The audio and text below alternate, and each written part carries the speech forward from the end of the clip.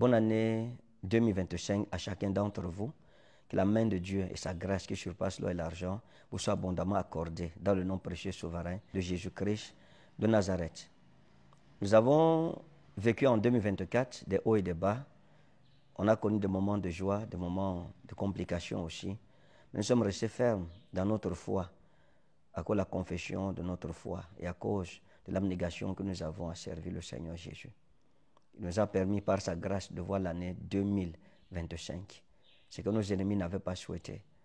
Dans l'adversité, dans les conspirations multiples de nos ennemis, le Seigneur nous a accordé la grâce de voir 2025.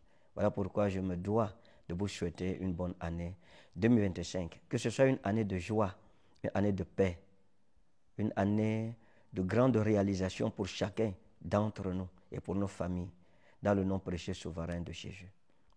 Pour moi, l'année 2024 n'a pas été une année facile à cause de certaines rencontres, à cause de certains choix que j'ai eu à faire, dont je porte l'entière responsabilité.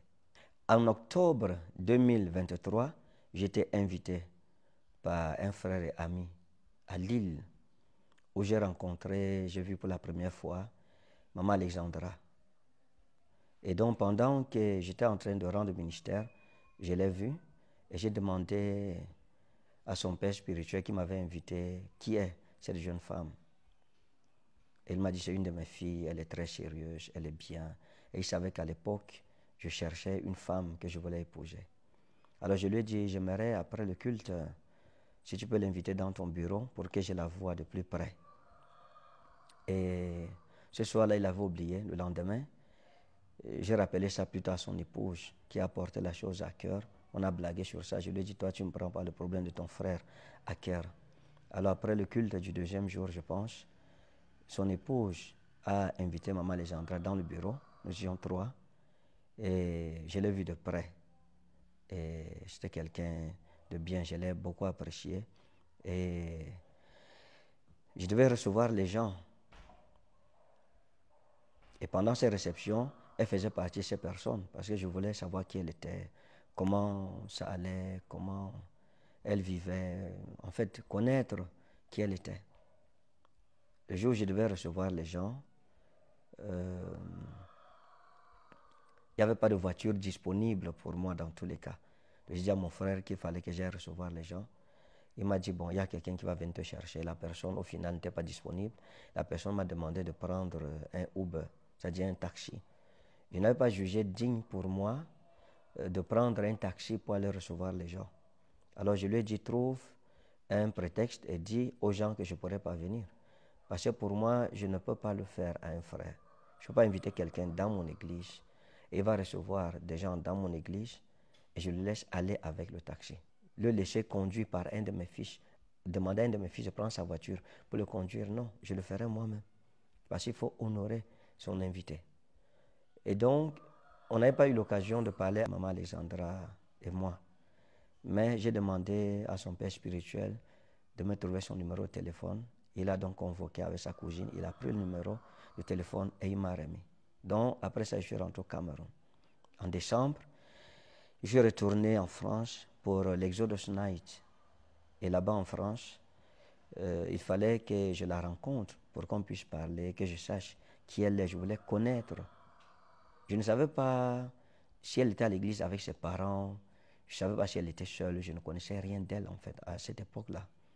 Alors, je vais dire à son père spirituel, et on va organiser donc que je descende sur l'île avant l'Exodus Night. Voilà comment je suis descendu sur l'île et j'ai fait 3 jours là-bas. Elle venait me retrouver dans ma chambre d'hôtel.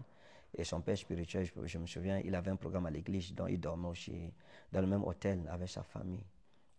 Mais on s'était entendu que personne ne sache que je suis à Lille.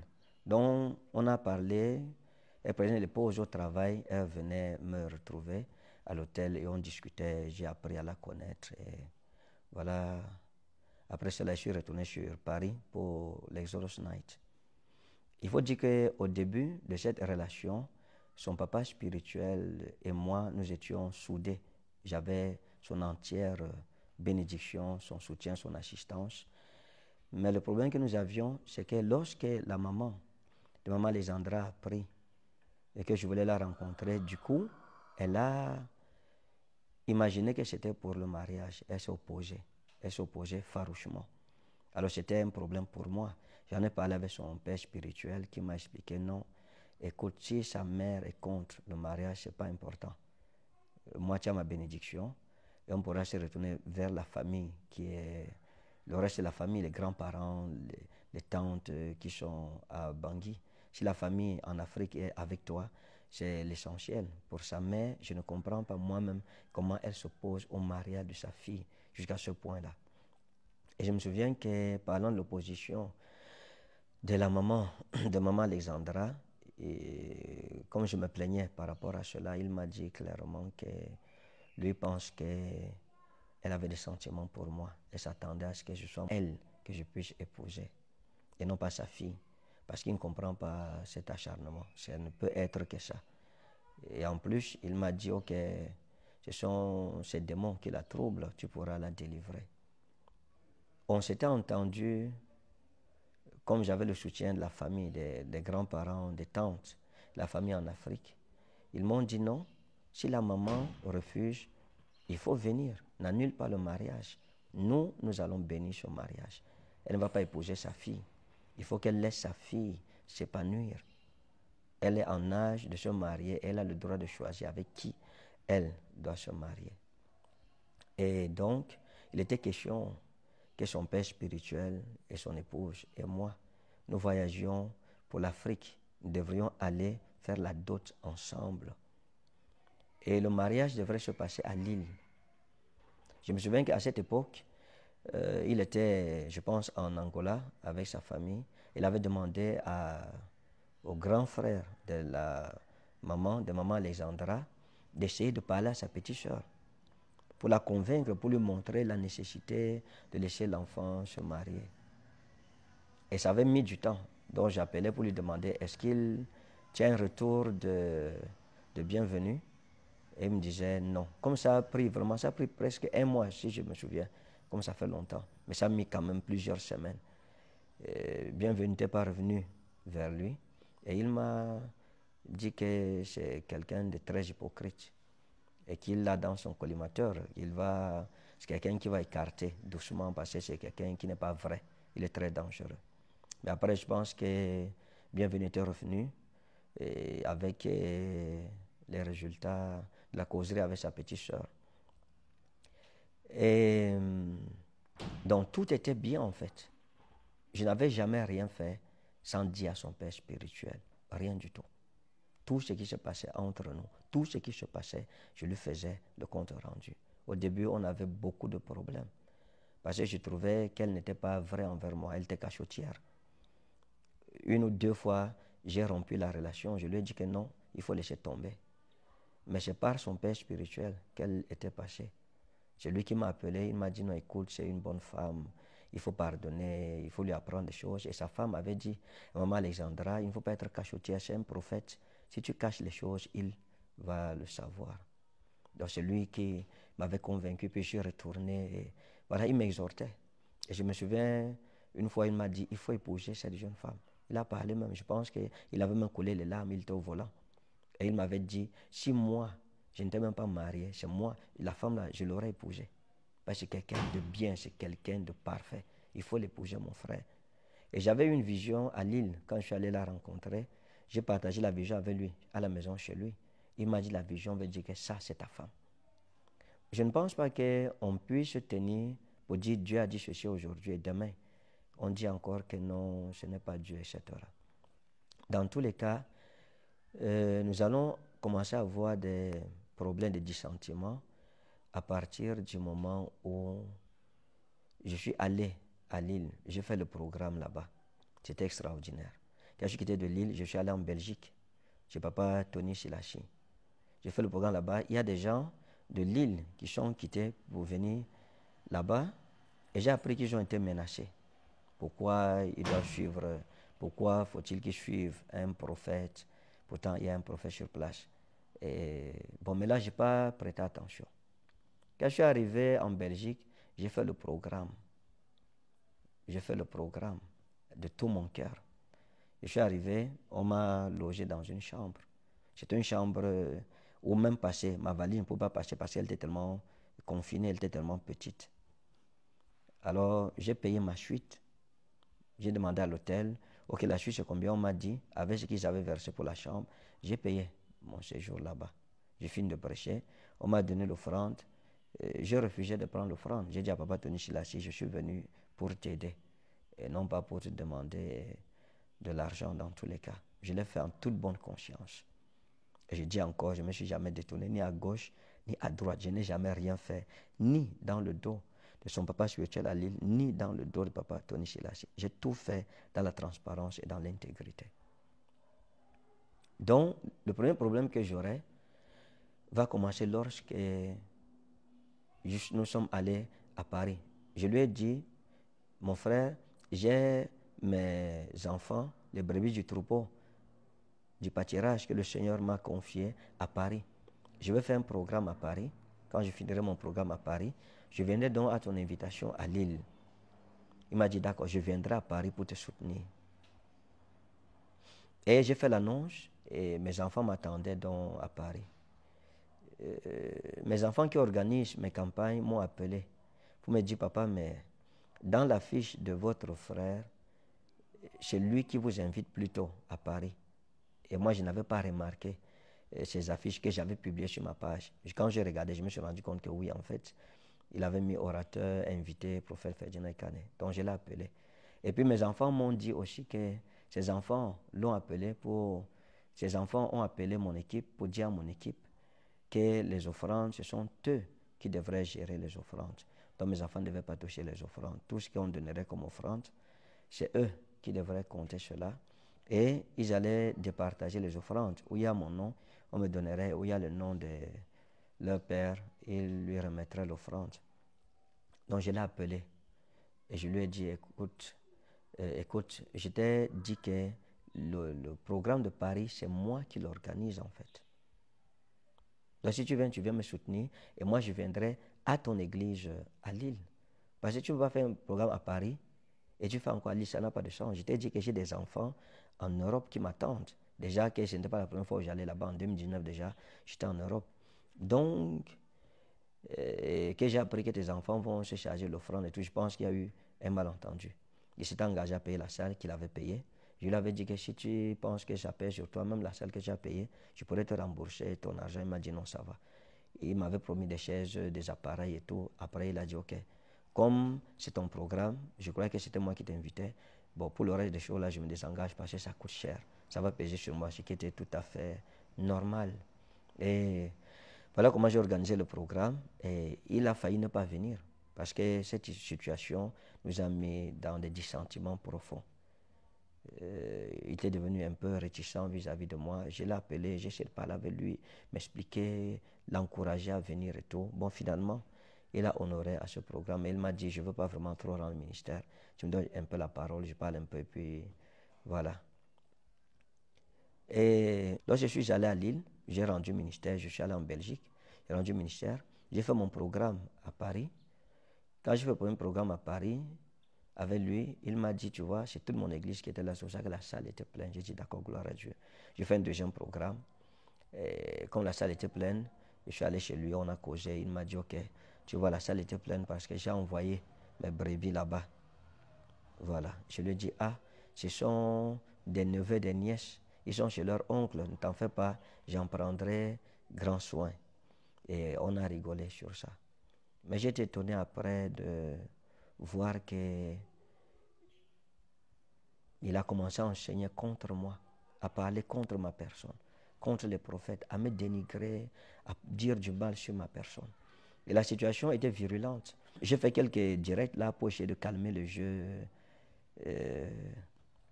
pour nous éviter des conflits inutiles. Mais je me suis rendu compte que la chose était de plus en plus grave. Il y a eu des leaders de son église qui nous ont approchés pour dire qu'ils sont scandalisés de savoir que leur papa passe le temps à prêcher contre moi. Pourtant, il m'avait présenté comme son frère. À partir de ce moment, il a invité Maman Alexandra dans son bureau et il lui a dit de se méfier de moi. Il lui a dit que je suis quelqu'un de très dangereux. Et il y a une histoire que je lui avais racontée par rapport à une jeune dame que j'avais connue avant maman Alexandra, sur qui j'avais des vues. Je me disais, ok, ça pouvait aller. Et il a raconté à maman Alexandra, ok, il y a une telle fille comme ça, voilà ce qui s'est passé avec lui et tout. Or, c'était un secret que je lui confiais. Quand elle m'a rapporté cela, heureusement que j'avais tout dit à maman Alexandra, elle connaissait tout. Donc c'est une histoire qu'elle n'apprenait pas de lui. J'avais pris soin de lui parler de toutes mes rencontres, toutes mes aventures et toutes ces choses-là. Donc, il lui a dit de se méfier de moi, de faire attention parce que je ne suis pas une bonne personne.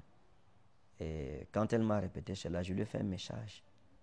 Et je lui ai dit, mon frère, je ne suis pas content. On peut causer entre parents et tu prends notre causerie, tu parles à dire à ta fille et que tu sais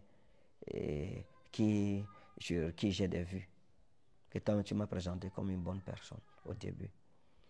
Et donc, on a eu le problème à cause du succès à Paris. Il paraît que les gens de son église venaient là-bas. Mais si les gens quittent mon église pour aller ailleurs, chez un frère, pourquoi est-ce que je vais chercher à détruire le frère, détruire son ministère, détruire son image, détruire sa réputation, le faire passer pour Satan et faire passer toute l'œuvre merveilleuse que le Seigneur opère à travers lui à Satan? J'ai mes frères ici. Je vois mes brebis aller là-bas. Je n'ai aucun problème.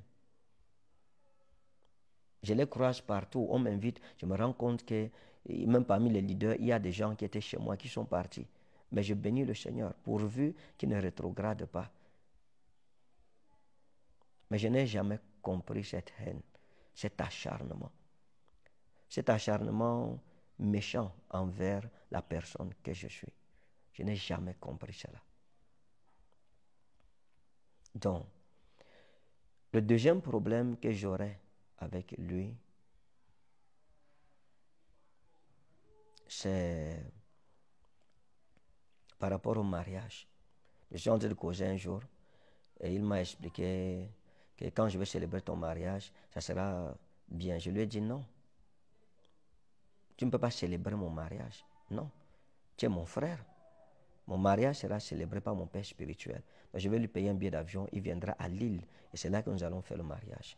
Et à l'époque, je lui avais même demandé que comment est-ce qu'on va célébrer le mariage à Lille avec la maman de maman Alexandra qui s'oppose farouchement. Est-ce qu'elle ne va pas venir faire les bruits à l'église? Il m'a dit non, t'en fais pas, on va maîtriser ça, c'est rien.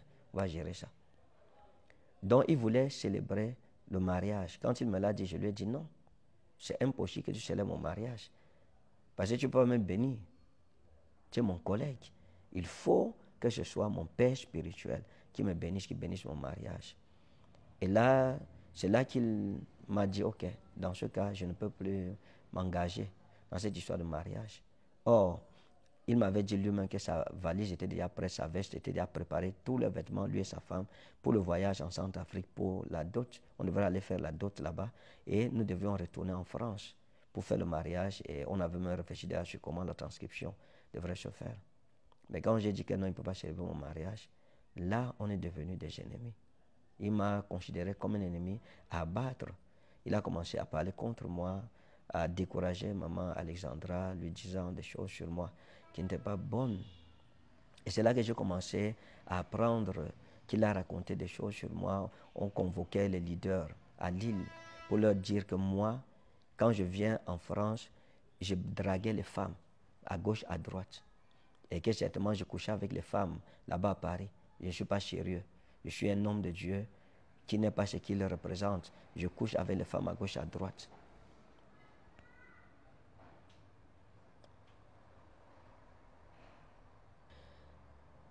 Il y a eu cette histoire avec Mariam, je pense, que j'ai rencontrée à Paris. Je n'ai jamais causé avec quelqu'un de Lille sans avoir dit ça au père spirituel de maman Alexandra. Il connaissait tout. Lorsque j'ai rencontré Mariam, je l'ai reçue dans le hall de mon hôtel. Nous avons discuté là-bas.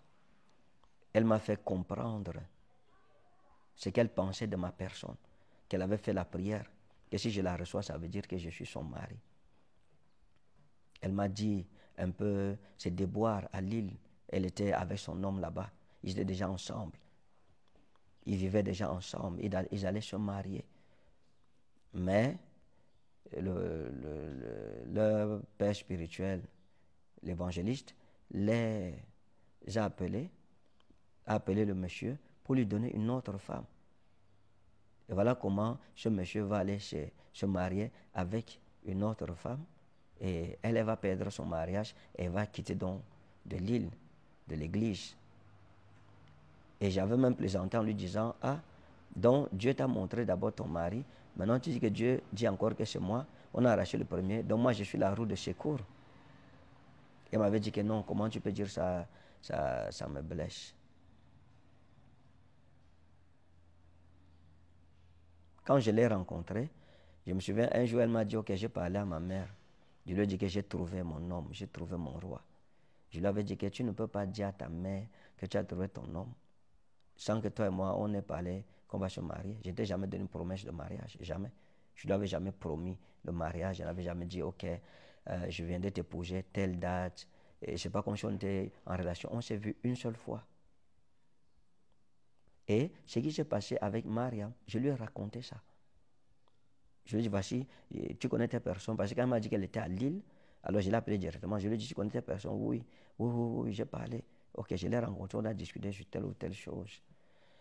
Et il m'a dit, il faut faire attention, c'est une sirène. Elle là, c'est une sirène. C'est les femmes des îles, elles sont très dangereuses.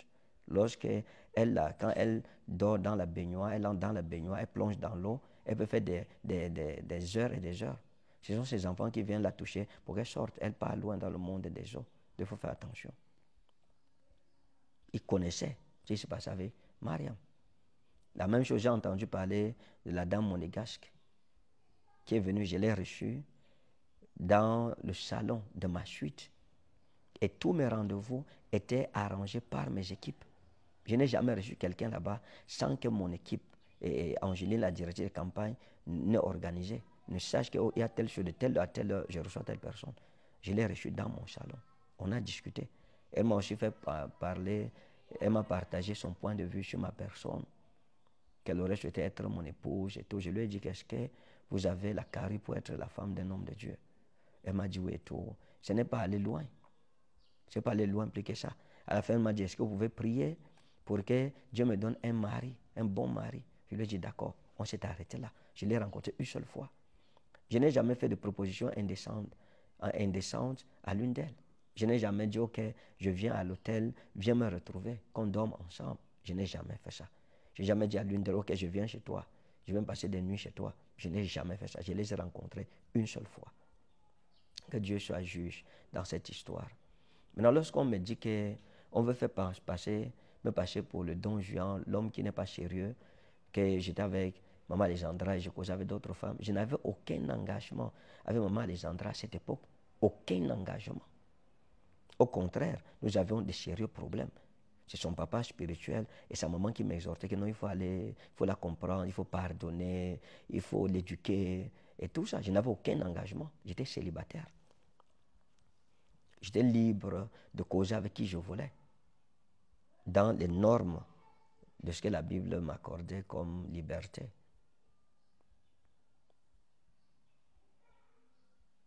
S'il fallait me condamner, et me condamner pour un acte répréhensible, il devrait me condamner d'avoir reçu Maman Alexandra dans ma chambre d'hôtel. Et je n'étais pas dans une suite, j'étais dans une chambre d'hôtel. Et il savait que je la recevais pendant 3 jours. Pourquoi en ce temps-là, il ne s'est pas arrêté pour dire que ça, c'est un faux homme de Dieu. Il reçoit les femmes dans les chambres d'hôtel. Je pense que le cas de Maman Alexandra, c'est ça qui était même plus grave. Je ne l'ai pas reçu dans une suite, j'étais dans une chambre. Il était dans le même hôtel avec moi. Mais il ne m'a pas condamné. Pourquoi? Parce que tout allait bien entre nous. Mais ce n'est pas parce qu'on a des dissentiments avec une personne qu'il faut la diaboliser, qu'il faut chercher à la détruire, ruiner son ministère, etc. Non. Donc, il n'y a personne, aucune femme, aucune sœur de l'île avec qui j'ai causé, sans que le père spirituel ne soit au courant. Je lui avais parlé, la monégasque, je lui ai parlé d'elle. Je lui ai envoyé la photo de la dame. J'ai dit, est-ce que tu la connais? Il m'a dit oui. Oui, je la vois souvent chez à l'église. Je lui ai dit, ok, voilà. Quand je suis avec des amis, je suis vrai envers eux. Je suis ouvert envers eux. Et donc, voilà ce qui s'est passé. Après ça, il y a eu une opposition terrible. J'ai commencé à apprendre des choses horribles dites sur ma personne. Quel est mon péché? J'ai couché avec qui? J'ai violé quelle femme? J'ai caressé qui là-bas? J'ai amené qui dans mon hôtel? J'ai invité qui vient dormir avec moi?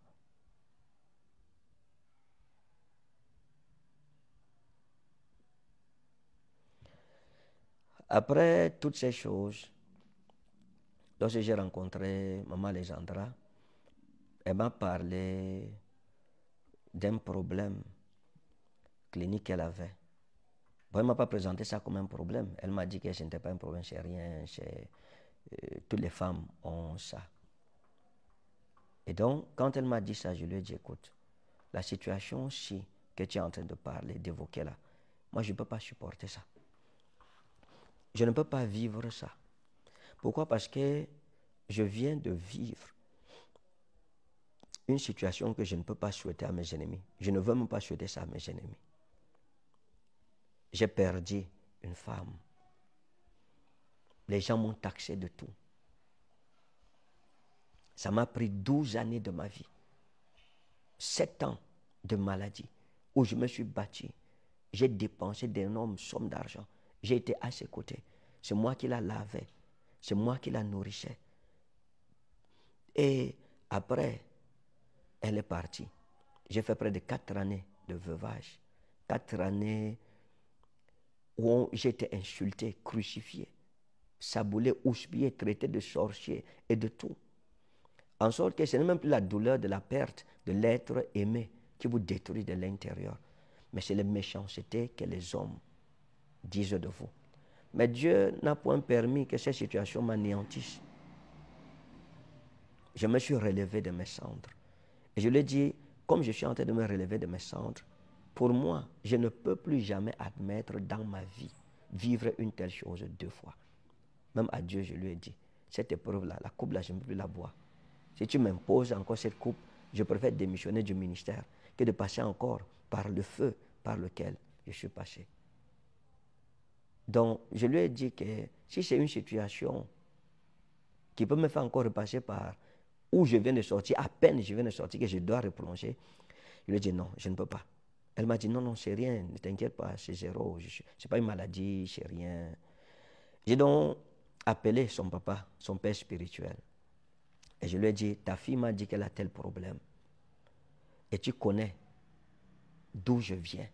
Tu connais la galère, la misère, la souffrance dans laquelle je suis venu. Comment les gens se sont soulevés contre moi dans les réseaux sociaux, faire des vidéos et tout cela, des injures par là, des accusations par là. Je lui ai dit, je ne peux pas revivre la même situation 2 fois dans ma vie. Il m'a dit, n'aie pas peur, il n'y a rien du tout. Dieu ne permettra pas, ton Dieu est fidèle, il ne permettra pas que tu revives la même situation. Donc, tu peux avancer. Tu as ma bénédiction, n'aie pas peur. Mais jusque-là, j'avoue que j'étais un peu à chaque fois sceptique.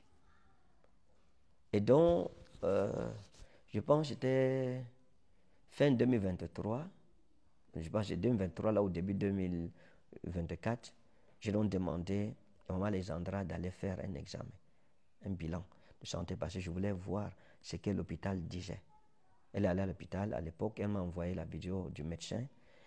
Et le médecin disait que non, c'est rien, on peut vivre avec. Et puis elle m'a dit, tu vois, ça veut dire et tout. Et la situation est allée comme ça. Donc quand sa maman apprend que je veux l'épouser, elle s'est soulevée contre moi. Ça n'a pas été facile pour moi. Pas seulement elle, une bonne partie de la famille. Ça a été les moments les plus difficiles de ma vie. Les moments les plus durs.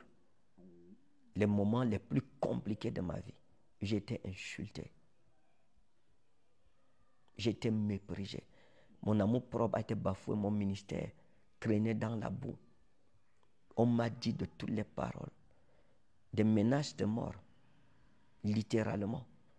J'ai reçu un appel du petit frère au père de maman Alexandra,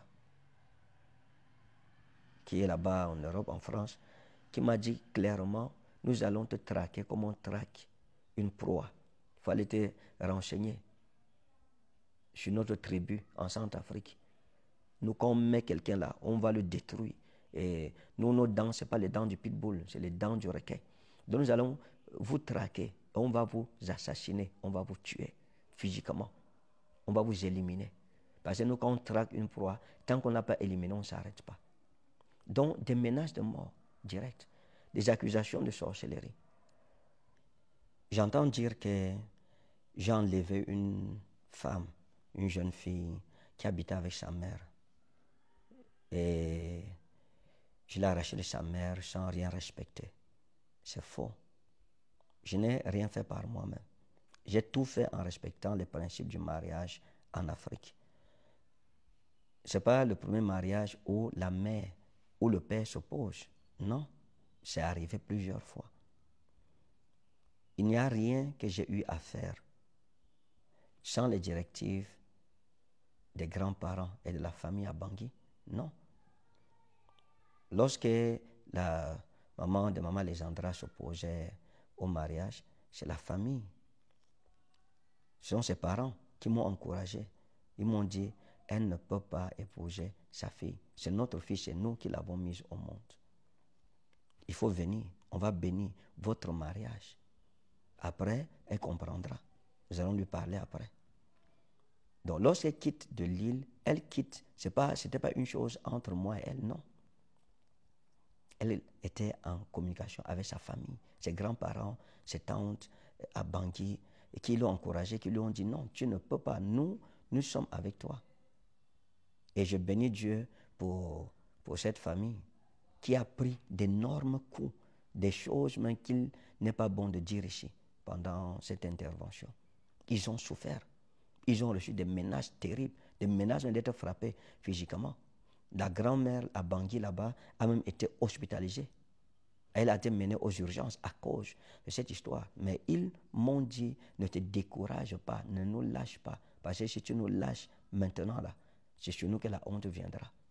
Donc lorsqu'elle quitte l'île où elle était avec sa mère, c'est avec la bénédiction de ses grands-parents et de ses tantes qui sont du côté, qui sont en Afrique. Tout s'est passé, il y avait une communication. On ne peut pas dire que je vais aller enlever quelqu'un, c'est faux. Ils m'ont encouragé parce que moi-même, à un moment, ça me posait des problèmes. Elle me posait la question de savoir, j'espère que tu ne vas pas me lâcher. Parce que c'était compliqué pour moi. Les choses horribles que sa mère disait contre moi, que son grand frère bienvenu disait contre ma personne.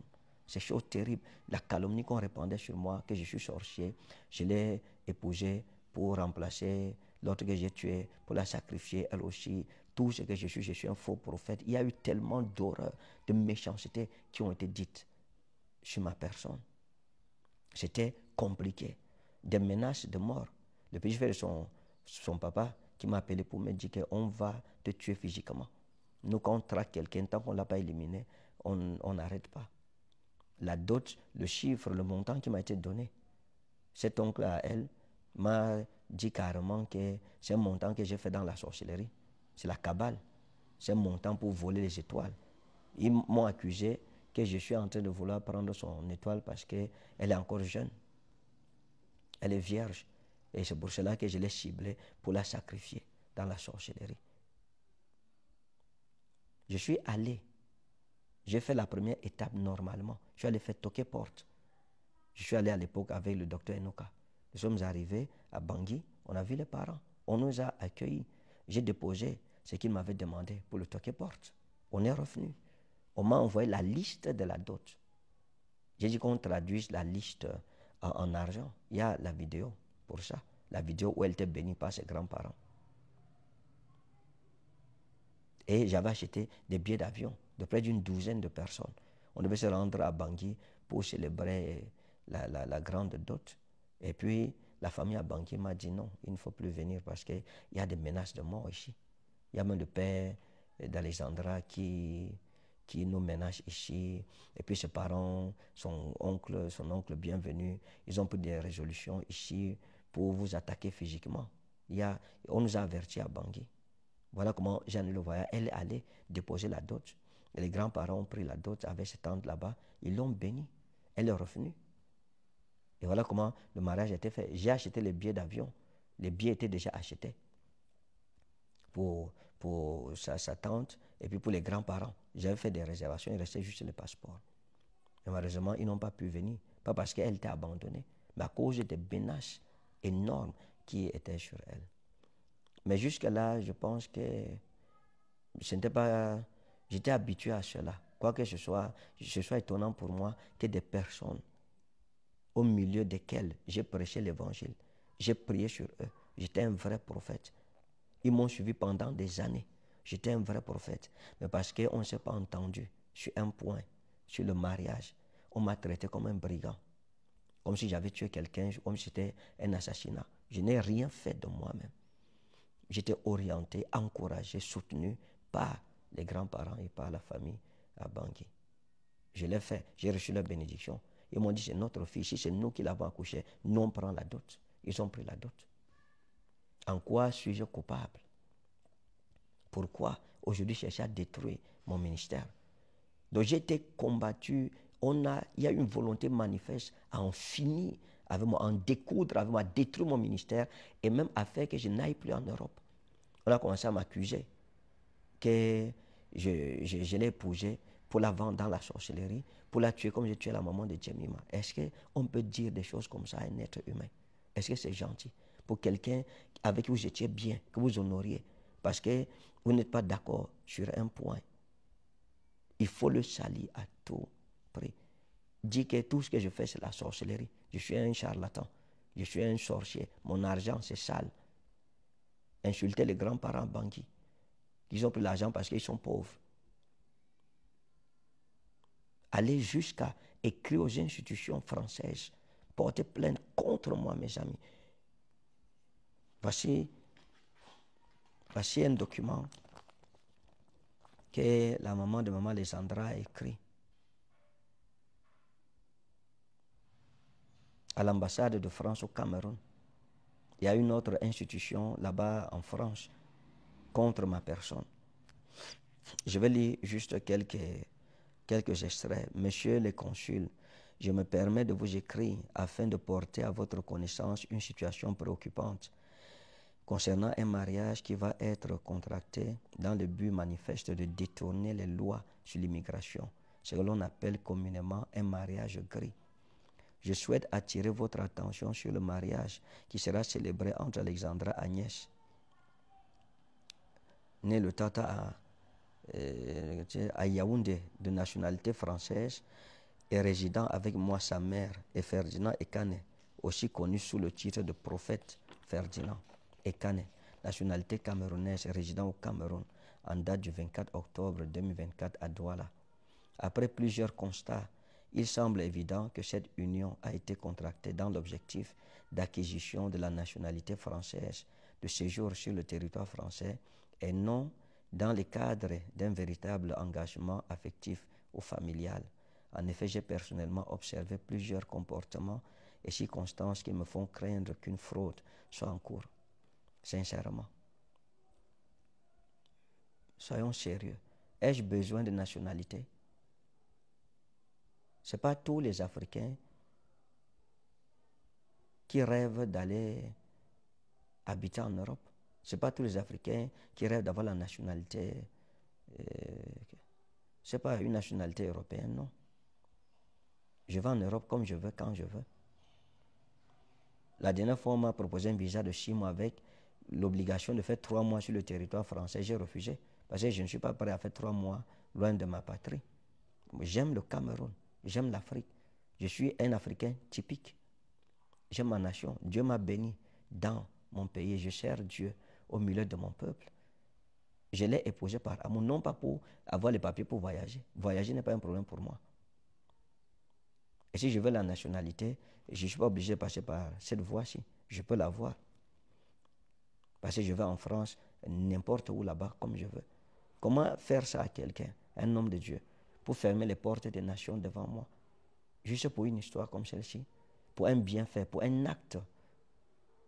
louable que j'ai posée, je l'ai posée par amour. Je l'ai honorée. Je l'ai honorée comme un homme doit honorer sa femme. Monsieur Ferdinand Ekan est devenu veuf et certains fidèles ont identifié ma fille comme future épouse désignée par Dieu. Je suis devenu veuf. Est-ce qu'on décidé de devenir veuf? C'est Dieu qui me l'a imposé. Que Dieu soit juge dans cette histoire. Qu'il soit juge, qu'il soit témoin entre nous tous. Ce n'est pas les fidèles qui ont choisi. Non. Aucun fidèle n'a choisi, personne n'a connaissé Arema. C'est un mensonge devant les autorités contre un homme de Dieu. Comment, à cause d'une histoire comme celle-ci, pouvez vous attaquer à l'église du Dieu vivant, vous attaquer au Dieu vivant, au Saint-Esprit, attribuer ce que Dieu a fait? Je ne veux pas me fâcher. C'est juste triste et lamentable, ce genre de comportement. Allez écrire aux institutions françaises. Je tiens à souligner que mon intention en vous adressant cette lettre est de contribuer à la préservation de l'intégrité des institutions françaises et de m'assurer que les lois en matière d'immigration soient respectées. Si besoin, je suis prête à fournir des informations supplémentaires ou à témoigner. Je vais également faire un signalement à la mission interministérielle de vigilance et de lutte contre les dérives sectaires en relatant ce que nous y avons vécu. Elle me traite de sectaire. Elle traite l'Église de secte pernicieuse, le christianisme de secte pernicieuse. Et elle va porter plainte contre moi dans une institution pour dire que je suis sectaire. Pourquoi? Pour que le ministère soit banni de l'Europe. Et quand elle dit clairement dans sa note, je vais également faire un signalement à la mission interministérielle de vigilance et de lutte contre les dérives sectaires en relatant ce que nous y avons vécu. Qu'elle dit nous, elle-même son pasteur dedans, son pasteur de l'île. Elle dit, pour dire les choses relatées, ce que nous y avons vécu, c'est-à-dire les horreurs sectaires qu'elles ont vécues, ou dans ces milieux, or elle sort de l'île, elle persévère à l'île. Donc ça veut dire que même son pasteur là-bas, c'est une plainte déposée pas seulement contre moi, mais aussi contre son pasteur. Comme pour dénoncer que nous sommes une secte. Pourquoi, mes amis? Pourquoi autant de haine, autant de méchanceté? Pourquoi? Je vous prie de bien vouloir examiner cette situation avec la plus grande attention et de prendre des mesures nécessaires. Le message est clair. Dans tous les cas, ceci montre tout simplement la volonté de détruire ma personne, de m'anéantir. Je me disais quelque part qu'après le mariage, quand même, les choses se calmeraient. Mais rien n'a changé après le mariage. La famille Abangui a continué d'être menacée. J'ai continué à être traité d'un sorcier, d'un méchant, et d'être accusé littéralement que c'est moi qui ai tué la maman de Jemima et que j'ai épousé leur fille pour la vendre aussi dans la sorcellerie. Et je me souviens, une fois, la maman de maman Alexandra a dit à sa tante, à Bangui, que vous aurez la mort de ma fille sur vos consciences. Parce que vous l'avez envoyée chez un sorcier. Il va la tuer. Bientôt, elle va mourir. Dans ces circonstances, un jour, pendant que maman Alexandra sortait de la douche, j'ai remarqué une anomalie sur elle. Et ça m'a déboussolé. Ça m'a anéanti. Elle a vu comment j'étais anéanti. Je lui ai demandé, mais ça c'est quoi ça? Elle m'a dit, non, c'est rien tout. Je lui ai dit, non, il faut qu'on fasse des examens. On est à l'hôpital, on a fait des examens. Là, j'ai insisté formellement et on a fait des examens. Lorsqu'on a fait les examens, je suis allé prendre le résultat. Quand j'ai pris le résultat, j'ai vu ce qui était écrit dedans. J'ai envoyé l'annonce, la nouvelle à sa tante, à Bangui, qui a informé sa mère. Et sa mère, le retour qu'elle a donné, c'était que sa fille n'avait aucun problème. C'est moi qui lui ai donné la maladie ici, comme je l'ai fait avec la maman de Jemima. Je suis en train de vouloir tuer sa fille, comme je l'ai fait pour la maman de Jemima, parce que je suis un sorcier. Je cherchais une autre victime. Je voulais encore verser le sang. Et c'est sa fille que j'ai choisie. Vous aurez la mort de ma fille sur votre conscience. Ça m'a ébranlé. Ça m'a effrayé. effrayée au point où parfois la nuit, lorsque nous dormions, lorsqu'elle ne bougeait pas longtemps, j'allais la toucher pour qu'elle bouge, pour me rassurer que la fille d'autrui n'est pas morte ici. Quand on a fait les examens, j'ai pris les résultats. Le médecin m'a dit, prophète, cette histoire c'est très compliqué. Il faut une opération imminente et urgente. Parce que la situation est telle que si vous ne prenez pas une mesure immédiate là, vous risquez de vous retrouver dans une situation très compliquée, peut-être plus compliquée encore que la première. Alors quand je suis revenu, j'ai parlé avec maman Alexandra. Je lui ai dit, je ne suis pas du tout content de toi. Je ne suis pas content. Et je lui ai dit ça pendant plusieurs jours. Je lui ai dit, je ne suis pas du tout content de toi. Parce que cette situation, tu m'aurais évité cela. Je t'avais bien dit que si tu as un problème, tu connais par quoi je suis venu, d'où je sors, la tribulation que j'ai vécue. Je ne peux pas revivre ça 2 fois. Donc sois véridique avec moi. Mais tu n'as pas été véridique envers moi. Tu m'as caché la vérité. Parce que tu ne m'as jamais montré les résultats médicaux de tes examens. Parce que tu savais que si je voyais un seul de ces résultats, le mariage n'aurait pas eu lieu. Et ça, c'est clair. Le mariage n'aurait pas eu lieu. Parce qu'en évoquant seulement la situation, quoique disant que ce n'était pas un problème, non, j'avais arrêté d'abord tout. C'est son père spirituel qui m'a dit, non, n'aie pas peur, il faut aller. Je lui ai dit, tu savais consciemment que si tu prenais un résultat médical comme ça, tu me présentais, et que je lisais le résultat là, le mariage n'aurait jamais eu lieu. Tu n'as pas été transparente envers moi. Tu t'es dit, ok, bon, je ne peux pas lui dire tout. Pour ça qu'on est marié, peut-être, il va découvrir, moi, on sera déjà marié. Pourtant, tu avais des résultats. Chaque année, comme tu m'as dit, tu faisais les contrôles chaque année. Et ta maman est au courant. Maintenant, quand le résultat sort, je tiens informé la maman. Elle dit que sa fille n'avait pas un problème grave. C'est ici que je lui donne la maladie pour la tuer comme j'ai tué la maman de Jemima. Je lui ai dit, tu m'as mis dans une situation très dangereuse. Maintenant, on m'accuse d'être à l'origine de cette situation médicale. Pourtant, j'y suis pour rien. Ta mère dit que tu n'as aucun problème. Pourtant, il y a des résultats. Et j'ai frappé donc du poing, j'ai dit à maman Alexandra, sors-moi les résultats des années antérieures. Elle m'a donc sorti les résultats de 2021, 2022 et 2023. Et c'est là que mes yeux s'ouvrent. Et je lui dis, attends, en 2023, j'étais envoyé d'aller faire cet examen. Pourquoi tu ne m'as pas présenté le résultat? Tu m'as caché le résultat, pourquoi? Tu m'as envoyé l'audio de ton médecin qui disait qu'il n'y a rien. Et tu m'as caché le résultat qu'on t'a donné. C'est là qu'elle m'a sorti le résultat. J'ai dit, si j'avais vu ce résultat, je ne serais pas engagé.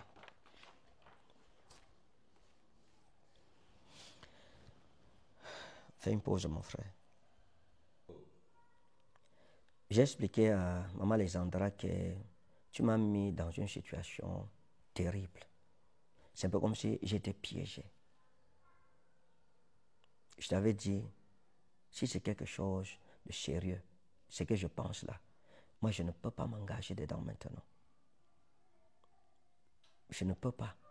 Parce que j'ai fait 12 ans, perdu 12 ans, investi 12 ans, 7 ans où j'étais avec la maman de ma malade. J'ai souffert, j'en ai souffert. Et 4 ans de veuvage où j'ai souffert. Ma famille a souffert avec moi. Mes amis ont souffert avec moi. Tout notre ministère a souffert. Les membres de notre église en ont souffert. Et ce n'est pas une voie, une souffrance que je peux accepter moi-même revivre là maintenant, ou faire encore entrer les gens dans le même engrenage mortel. Non. À peine je viens de me marier.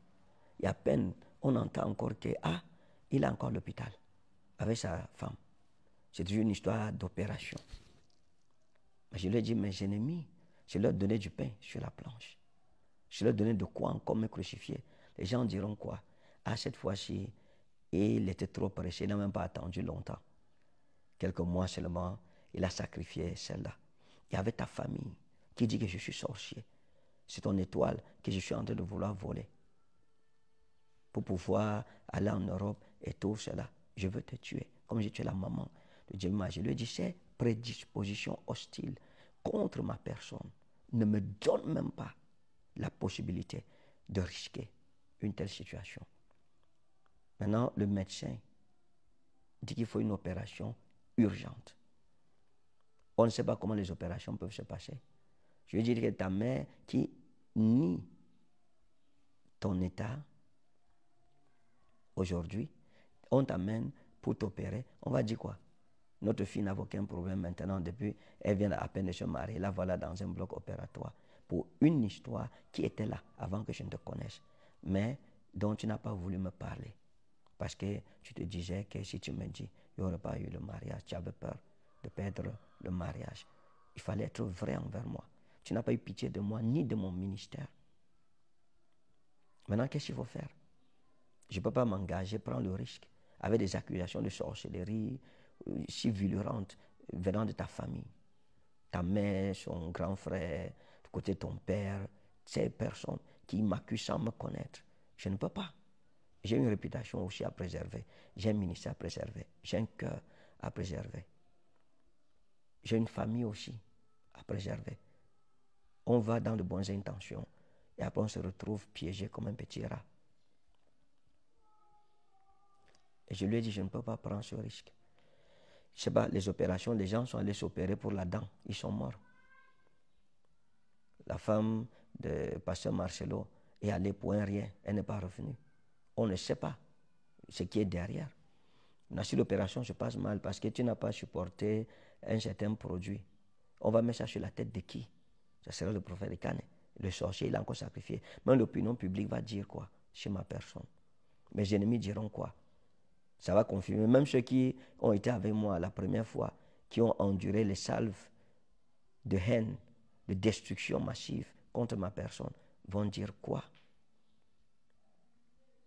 Supposons même que l'opération se passe bien. Et après, il y a une récidive. Je fais comment? J'entre où avec ce fardeau? Pourtant, si tu m'avais dit, tu pouvais m'éviter ça, simplement. Si tu m'avais montré ça, ce qui est sûr, le mariage n'aurait pas eu lieu. Aujourd'hui,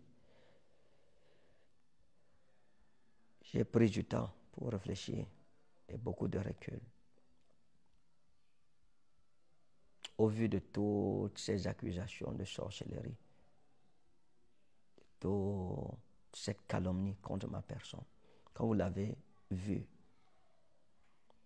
jusqu'à écrire contre moi, me porter plainte. Je suis fiché. Mon nom est écrit là-bas comme un sectaire. En Europe, ça ne blague pas. Et il faut dire que dans cette même lettre, elle a envoyé un extrait d'une confession de sorcellerie pour dire aux autorités françaises, regardez ce qu'il fait. C'est un sorcier. Les choses, on a prié pour un enfant, pour délivrer l'enfant. Vous tournez ça contre moi, devant des autorités françaises, sachant que les Blancs, les Européens, eux ne connaissent rien de la délivrance. Voilà, l'enfant parle de sorcellerie, c'est mon père qui m'a dit que j'ai tué ma mère et tout. Du coup, là, pour eux, ils vont dire, d'accord, c'est une secte. Ils ne connaissent pas que c'est la délivrance. Vous le connaissez, mais vous tournez ça contre moi. Une personne qui peut aller faire une telle chose peut me tuer. Je me sens en danger. Je me sens en danger. Ils ne m'ont épargné en rien. Ils n'ont eu compassion de moi en rien. Je n'ai pas posé un acte répréhensif par la loi. J'ai posé une femme en bonne et due forme. Et j'étais accompagné par sa famille. Devant une telle situation maintenant, avec le bilan, le résultat médical qui demande une opération urgente et qu'on dise que c'est moi qui suis la cause de cette maladie parce que je veux l'éliminer, la sacrifier, je ne peux plus faire un pas en avant. J'ai décidé de mettre un terme à notre union pour ne pas avoir à repasser par la vallée où je suis repassé à la maman de Jemima, pour ne pas avoir à nouveau à vivre ce que j'ai vécu. Pour rien au monde, je n'accepterai plus jamais cela. Et pour rien au monde, je n'admettrai plus à personne de me traiter n'importe comment. Pour le reste, que Dieu soit juge entre nous. Si je suis sorcier, comme vous l'avez dit, vous remporterez cette bataille. Mais si depuis mon enfance, l'âge de 16 ans, je ne me suis jamais détourné ni à gauche ni à droite, et que j'ai servi le Seigneur Jésus de tout mon cœur, il me justifiera aussi. Mais je ne peux pas accepter, passer par là. Donc j'ai pris ma décision. Je pense que c'est triste, c'est malheureux, mais c'est important pour moi. C'est important pour mon ministère. C'est important pour ma famille. Je ne soumettrai plus ma famille à cette épreuve, ni mon ministère. J'ai posé un acte en toute bonne conscience. On a tourné cela contre moi. Ça ne fait rien. Je pense que ma décision est prise et elle est ferme. Je mets un terme à cette union, à cette relation, tout en priant que Dieu aide les parents de Maman Alexandra de lui trouver un homme qui ne va pas la manger dans la sorcellerie, qui ne va pas la sacrifier ou qui ne va pas la tuer comme il a tué sa défunte épouse. Pour le reste, je suis, dès mon enfance, habitué aux guerres de l'Éternel. Je continuerai les guerres de mon Dieu et cette épreuve de plus ne me branlera pas.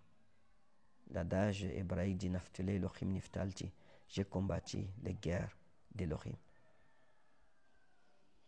Bonne année 2025 et je ne souhaite pas ceci, même pas à mes ennemis.